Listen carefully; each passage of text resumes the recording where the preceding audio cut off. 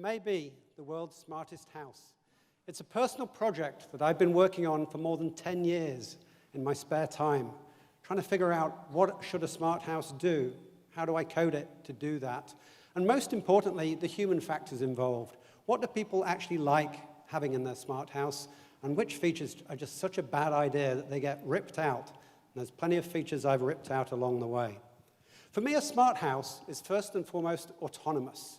It does the right thing at the right time without you having to tell it. You don't need to tell your house that you're home, duh. It can sense that, and it just does the right thing, adjusting the thermostat, turning lights on and off as you walk around.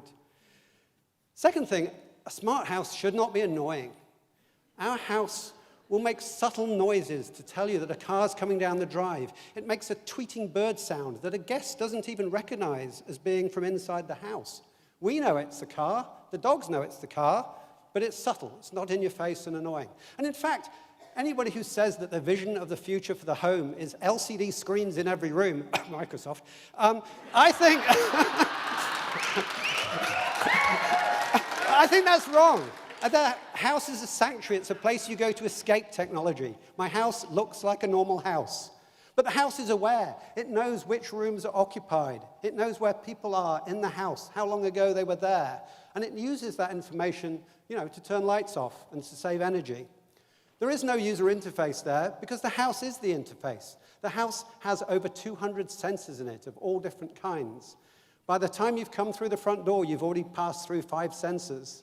My favorite sensor are these. This is a strain gauge under the floor that measures the deflection in the beam as you walk around. It's invisible, it's reliable, and the pets don't trip it up either. The house also tracks devices coming and going. We've all got a little personal transponder on us that the house uses to know you're there. It pretends to be Google, Starbucks, and CTAC free Wi-Fi. So if you walk in my house with your Wi-Fi on, it's grabbed your MAC address, and next time you come, I'll know it's you again. For the Pacific Northwest, this is my favorite sensor, actually. There is no point turning the lights on and off based on the time of day. You walk in my kitchen at midday, some days the lights come on because there's less sunlight coming in. The house collects vast quantities of data. I have over 100 gigabytes of sensor data going back several years. And this data is used in the decision-making process. Should this light be on? Is this room more occupied than it was the same time last year or the same time last week?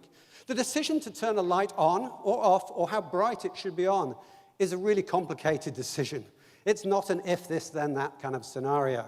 The house takes into account many different factors in deciding whether or not to put that light on. When you walk into the bathroom late at night, you want the light to come on really dim, not full bright in your face. If you've just turned the light off, you don't want to end up with a fight with the computer trying to turn it back on again. So it needs to take account of that.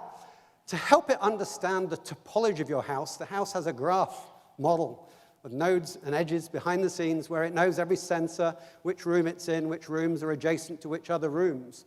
And that helps it do things like not playing different music in 2 rooms that are audibly connected. You don't want different songs, going over the top of each other. Now, the house does still have manual controls. It looks like a normal house. The babysitter can operate the controls. Guests can work the house. But it gives you the illusion of control. Over the next hour, it just takes over. The kids set the thermostat to 95. Within an hour, it's back to where it should be.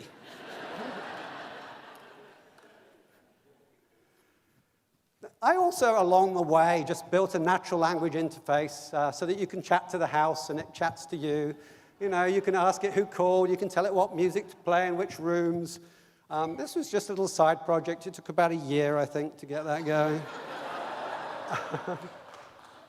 And it even integrates with my task list. I can chat to it and tell it stuff to put on my task list. And the house integrates with lots of other things outside the house, and there's one single interface for that. Finally, if you're going to automate your own home, start in the kitchen. Don't start in the bedroom. There is no feature that anybody hates more than being woken up in the night with the lights on and music playing loudly. Don't do it. This is my experiment. It's ongoing. Who knows when I'll finish. Go visit my blog. You can find it by Googling World's Smartest House, of course. I might be number 1. Sometimes I'm number 2. Help me get back to number 1. Thank you. Good night.